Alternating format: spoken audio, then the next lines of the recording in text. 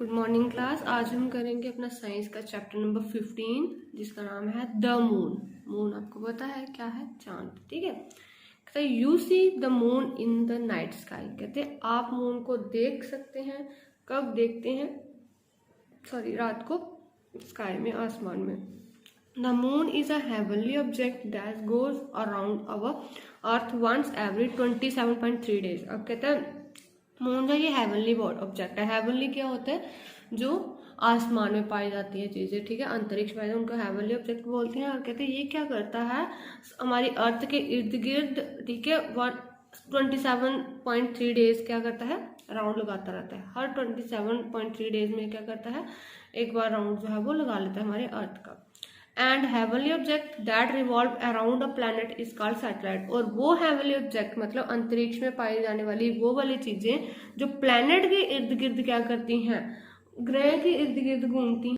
Good morning class. आज हम करेंगे अपना साइंस का चैप्टर नंबर 15 जिसका नाम है द मून। मून आपको पता है क्या है? चांद। ठीक है। कहते you see the moon in the night sky. कहते आप मून को देख सकते हैं। कब देखते हैं? सॉरी, रात को स्काई में, आसमान में। The moon is a heavenly object that goes around our earth once every 27.3 days. अब कहते हैं मून जो ये हेवनली ऑब्जेक्ट है। हेवनली क्या होता है? जो आसमान में पाई जाती है चीजें, ठीक है, अंतरिक्ष में, उनको हेवनली ऑब्जेक्ट बोलते हैं। और कहते हैं ये क्या करता है? हमारी अर्थ के इर्द गिर्द, ठीक है, 27.3 डेज क्या करता है? राउंड लगाता रहता है। हर 27.3 डेज में क्या करता है? एक बार राउंड जो है वो लगा लेता है हमारे अर्थ का। And heavenly object that revolve around a planet is called satellite. और वो हेवनली ऑब्जेक्ट मतलब अंतरिक्ष में पाई जाने वाली वो वाली चीजें जो प्लैनेट के इर्द गिर्द क्या करती हैं? ग्रह के इर्द गिर्द घूमती हैं, उसी हम क्या बोलते हैं? वो क्या है? Satellite. So the moon is a satellite of the अर्थ। तो अर्थ भी एक प्लेनेट है। तो अर्थ के इर्द गिर्द कौन घूम रहा है? मून घूम रहा है। तो मून भी क्या हो गया? एक सैटेलाइट हो गया अर्थ की।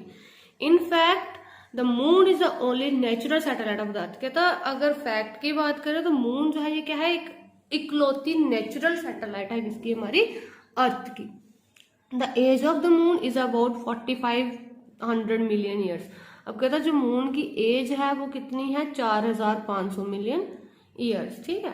Same age that of the earth, मतलब अप्रोक्सीमेटली क्या? उतनी ही जितनी अर्थ है। मतलब जब तक हमारी अर्थ है तब तक क्या है? चांद है। It is a big ball of grey rock about 1/4 the size of the earth. कहते ये क्या है? एक बहुत बड़ी ग्रे रॉक की बॉल है, ठीक है, जिसका साइज कितना है? हमारे अर्थ के 1/4 मतलब 1/4 of the earth. It is about 3,84,000 kilometre away from the earth. अब ये अर्थ से कितनी दूर है? 3,84,000 किलोमीटर दूर है किससे? हमारे अर्थ से। अब आता है सरफेस ऑफ द मून कि चांद पे सरफेस कैसा है। ठीक है, जैसे हमारी धरती है, ठीक है, हम धरती पे चलते हैं, ठीक है, जमीन, वैसे ही चांद पे जमीन कैसी है अब उसके बारे में बात करते हैं। कहते the surface of the moon is rough and uneven. कहता मून पे जो सरफेस है वो रफ मतलब खुरदुरी और अनइवन मतलब कहीं से ऊंची कहीं से नीची ऐसी है। With plains, mountains and big pits called craters. अब वहां पे भी प्लेन्स हैं, माउंटेन्स पहाड़ हैं, ठीक है, बिग बिग पिट्स हैं जिनको हम क्या बोलते हैं? क्रेटर्स बोलते हैं। The craters, according to the scientists, were formed when rock from outer space known as meteorites collided with the moon. अब कहते हैं ये क्रेटर्स साइंटिस्ट के अकॉर्डिंग ये क्रेटर्स कब बनती हैं? जब बाहर से कोई रॉक आती है, मतलब जिसको मेटेराइट बोलते हैं। मतलब बात है जब मेटेराइट्स आते हैं और वो मून के साथ टकराते हैं तो क्या बन जाती हैं? क्रेटर्स बन जाती हैं। The hitting of the meteorites broke up the surface of the moon. अब जब वो मेटेराइट जो है वो मून के साथ टकराते हैं तो क्या हो जाती है? मून की सरफेस जो है वो थोड़ा मतलब टूट जाती है, ठीक है, जिससे क्या बन जाती है? क्रेटर्स बन जाते हैं। This caused lava present in the core to flow out from this crater. और इससे क्या होता है? जो लावा प्रेजेंट होता है क्रेटर्स के बीच में, ठीक है, सेंटर में, वो फ्लो आउट हो जाता है, मतलब बाहर आ जाता है क्रेटर में से। When this lava cooled down, it formed plains, rocks, etc. अब वो लावा जो बाहर को निकला, जब ये ठंडा होता है, कूल होता है, तो क्या बनाता है? प्लेन बना देता है, मतलब जैसे प्लेन जमीन जैसे होती है ग्राउंड टाइप, वो बनाता है, और रॉक्स बना देता है, एक्सेट्रा और भी चीजें। अब कहते हैं नेक्स्ट बोलते कहता है phases of the moon, moon के फेजेस। कहता है the moon has no light of its own. कहता है मून जो है इसकी अपनी लाइट नहीं है। The moon light that we see is reflected sunlight falling on the moon. अब कहता है मून लाइट जो हमें दिखती है, मतलब चांद चमकता है, वो क्या कैसे है, सनलाइट रिफ्लेक्ट होती है और उस पर पड़ती है, ठीक है, तो वो हमें नजर आता है। कौन? Moon. The moon seems to change it shape daily. Moon को हम देखते हैं कि वो डेली क्या करता है, अपनी शेप जो है वो चेंज करता है। These different shapes are called the phases of the moon। और यही डिफरेंट शेप्स हैं जिनको हम क्या बोलते हैं, ये क्या है, फेजेस हैं किसके, मून के। The lit portion of the moon appears to change shape because the change in relative position of the earth, the moon and the sun। कहते हैं जो लिट पोर्शन है, चमकता हुआ जो पोर्शन है मून का, ये हमें दिखता है कि भाई ये क्या हो रहा है, अपनी शेप चेंज कर रहा है। ये किसके कारण, अर्थ के, मून के और चांद की पोजीशंस के कारण, सॉरी, ठीक है। मतलब अर्थ भी रोटेट कर रही है, मून भी रोटेट कर रही है, पर सन तो स्टेशनरी है। लेकिन क्या होता है कि उनके रोटेशन के कारण, उनकी पोजीशन के कारण क्या होता है, हमें चांद जो है वो क्या, उसके फेजेस नजर आते हैं कि वो भाई बढ़ता कम होता रहता है, ठीक है। देन आता है कहता है the different phases of the moon are as well. अब डिफरेंट फेजेस है कौन से, सबसे पहले आता है न्यू मून। कहते हैं when the side of the moon facing the earth does not receive any sunlight and we can not see the moon, then it is called a new moon.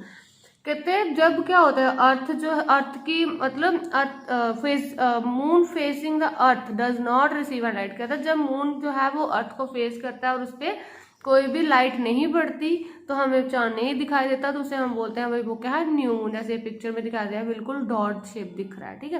Then है crescent moon. अब crescent moon क्या होता है, कहता है when only a small portion of the facing side of the moon gets sunlight and become visible to us, we call it crescent moon. अब कहते हैं जब बिल्कुल थोड़े से फेस पे क्या होता है, सन की लाइट पड़ती है और वो हमें बिल्कुल थोड़ा सा एक लाइन की शेप में दिखता है, तो उसे हम क्या बोलते हैं कि वो क्या है, क्रिसेंट मून है। आता है हाफ मून। हाफ मून क्या कहता है, when half portion of the facing side of the moon becomes illuminated we call it half moon. कहता है जब हमें हाफ साइड जो है वो दिखती है मून की, मतलब हाफ साइड पे क्या पड़ रही होती है, सनलाइट पड़ रही होती है, वो हमें दिखना शुरू हो जाता है, उसे हम बोलते हैं कि क्या है, हाफ मून है। देन आता है गिवियस मून। गिवियस मून क्या है, कहता है when almost 3/4 of the facing side of the moon receive sunlight it is called गिवियस मून। कहते हैं जब ऑलमोस्ट आधे से ज्यादा जो है वो सन की लाइट पड़ती है चांद पे और वो हमें दिखना शुरू हो जाता है, ठीक है, तो उसे हम बोलते हैं गिवियस मून। देन आता है फुल मून की। फुल मून क्या है, मतलब when the entire side of the moon facing the earth is called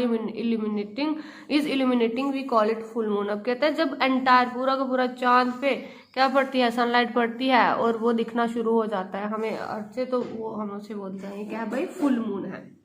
then आता है ग्रेविटी ऑफ द मून, कि मून पे ग्रेविटी है या नहीं है। कहता है we know that gravity of the earth pull us back on the ground. कहता है हम जानते हैं कि जो अर्थ की ग्रेविटी है ये हमें क्या करती है, अपनी ओर खींचती है, तभी तो हम ग्राउंड पे खड़े रहते हैं, ठीक है।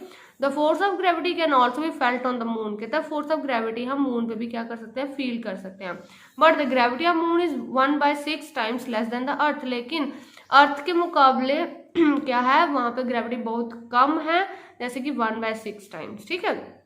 मतलब जितनी अर्थ की है उसके अगर आप 6 हिस्से कर दो तो जो एक हिस्सा होगा उतनी कहाँ होगी, मून पे होगी, मतलब almost no gravity.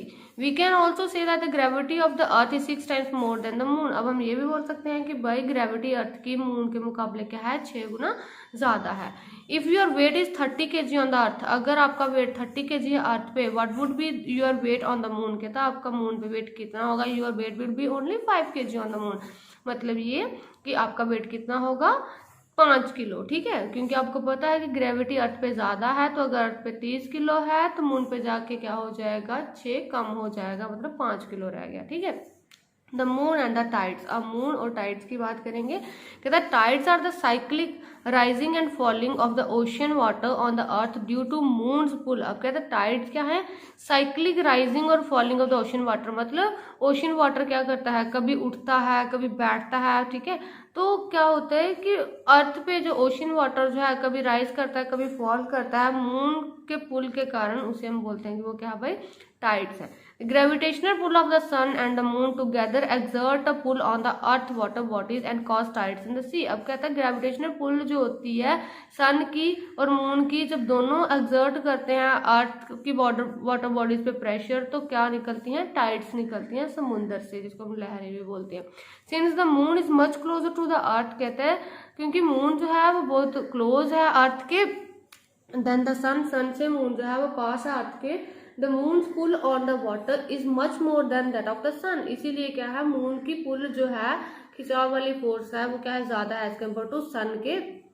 The water in the seas on the side of the earth facing the moon is pulled upward and the sea level rises। अब कहते हैं क्या होता है कि मून जो है वो क्या है, अर्थ के पास है एज कम्पेयर टू सन, तो वो क्या करता है, समुद्र के पानी को अपनी तरफ खींचता है। तो जब अपनी तरफ खींचेगा तो टाइड्स में वो ऊपर को आएंगे, फिर अर्थ उसको वापस अपनी तरफ खींचेगी तो नीचे को बैठेंगे, तो इससे क्या बनती हैं, टाइड्स बनती हैं। This is known as high tide, इसे हम क्या बोलेंगे, हाई टाइड। जो मून जो है जो अपनी तरफ समुद्र के पानी को खींच रहा है और टाइड्स बन रही है, उसे हम बोलेंगे high tides. Another high tide occurs on the opposite side of the earth। कहता अनदर हाई टाइड्स जो बनती हैं वो कैसे बनती हैं, अपोजिट साइड किसके, अर्थ के, because of the earth movement, किसके कारण, अर्थ की मूवमेंट्स के कारण। The water level falls in the region between two high tides and the form two low tides. अब कहते हैं जब पानी जो है गिरता है, ठीक है, रीजन किसके बीच में, दो हाई टाइड्स के बीच में, और बनाता है क्या, लो टाइड बनाता है। ठीक है, तो बच्चे आज के लिए इतना ही। नेक्स्ट हम पढ़ेंगे एक्लिप्स के कारण। ठीक, एक्लिप्स क्या होता है, क्यों होता है और कितने टाइप्स का होता है, ये हम अपने नेक्स्ट क्लास में पढ़ेंगे। तो बच्चे आई होप आपको समझ आया होगा। Thank you and have a good day.